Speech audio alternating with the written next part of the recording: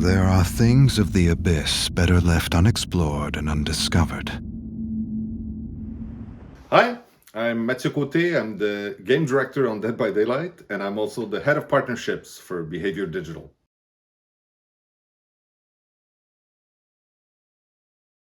Well, the idea for Dead by Daylight came from two sources. First of all, we've really wanted to do a game where one side would be completely harmless and helpless in a situation, and where the other side you had someone that was invulnerable and all powerful, and see the sort of dynamic clashes that happen between those two.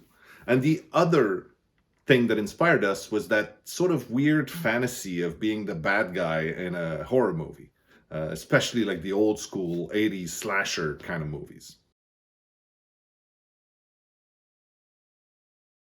The asymmetrical gameplay was there from the beginning. I mean, the notion of all the power being on one side, and then on top of that, we knew we wanted to have a couple of people on one side and one person by themselves on the other. We were essentially creating two completely different games, sort of a co-op game and a single player game, and they needed to sort of mesh together. We weren't sure at first it was going to be 1v4. We tried a couple of different combinations, but it felt like four people on that team was just the right amount. More than that, and some people felt like they weren't part of the team, or they could leave the others to do all the work. But at four people, everybody sort of has to pull their weight, or else something's going to go wrong. And it did help also with matchmaking, obviously. Having just four people to find on one side to one killer made things a little easier. It's true. There were very few games that had tried something like that before we did ours. But the idea is sort of an old one.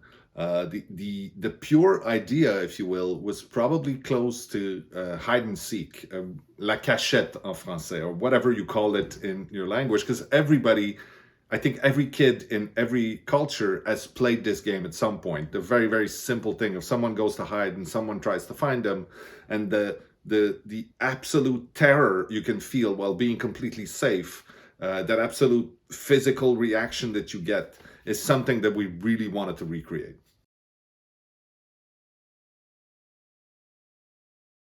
We had a couple of big hurdles throughout production, especially in the beginning. Things like, for instance, we had the difficult question of saying, should this be a really uh, like tightly balanced sport-like experience, or should it be more of a narrative and sort of chaotic experience? And we went for the more narrative one. We really wanted to tell a story. We wanted people to get immersed in the adventure and have these sort of weird things happen that they could then talk to their friends about.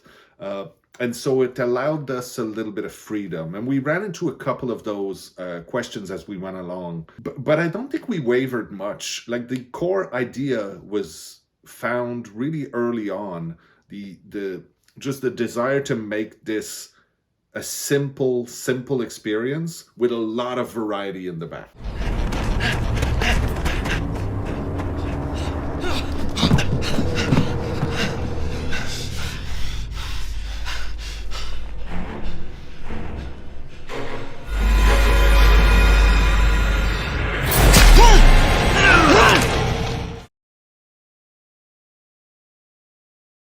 Well, I think that's exactly what I just said. It's the fact that it's such a simple experience. Anybody can pick it up and get the idea. Like, you are a survivor. You have to get out. There's a machine there. It doesn't even matter. It's more of a concept of something, and you have to fix it so you can leave. And you get chased, so you run away. These things are so very human and so very basic.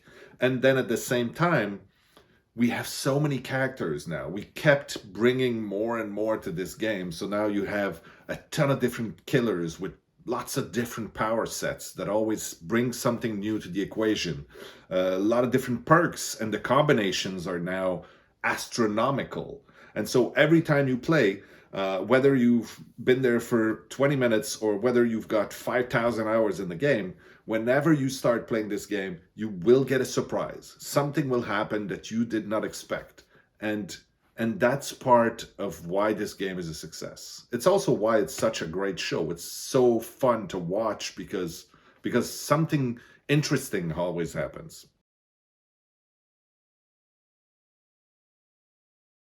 I think it's great. Overall, I think it's great. More games means more fun for gamers. And if anything, it shows that this is a type of gameplay that players want to hear more of, that developers are inspired by. And that means that we've done something right, which is just great to hear.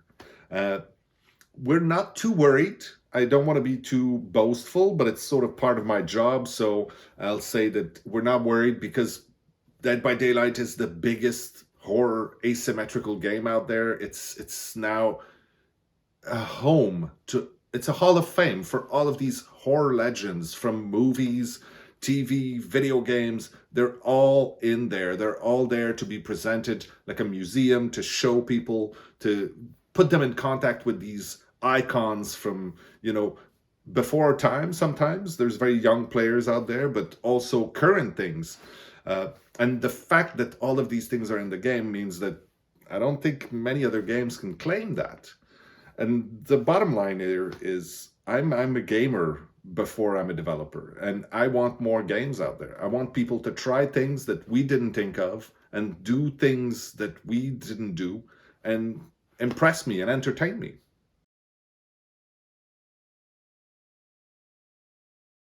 I'll say get ready to have some very sweaty phones, but I'll also say welcome. Thank you so much for joining us, and I hope you have a good time.